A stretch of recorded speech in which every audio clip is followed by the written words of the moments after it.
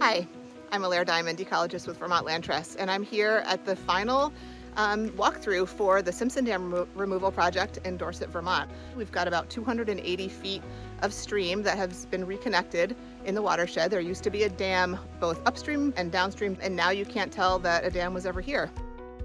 My wife and I bought this property in 2000, just loved the whole landscape, but we particularly love the confluence of streams in the property. And there was a dam on the property that was failing and that was creating kind of a mud bath and stagnant water. So we contacted Vermont Land Trust, and we're delighted with the help we got and the thoroughness and professionalism of the help. The stream bed has been reconstructed with nice solid mix of heavy gravel and rock, cobble to create a really nice solid rocky stream bed. On the sides are nice gentle flood benches that have been vegetated with wetland plants like cattails and spirea. And on the slopes, natural vegetation as well. We've seeded it with a wetland seed mix and planted native alders and willows that actually came from on site.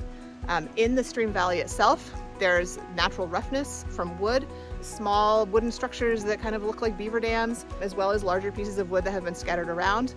We've taken live stakes, so snipping just live branches of some of the willows and planting them in the ground, and those will grow into new willows. There's frogs, there's snakes, there's birds. Our crew has been excellent.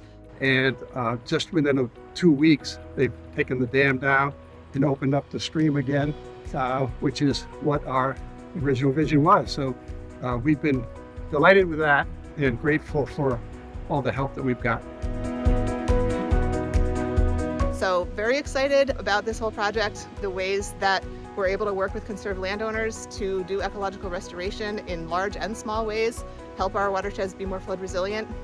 So tune back in for more projects from Vermont Land Trust.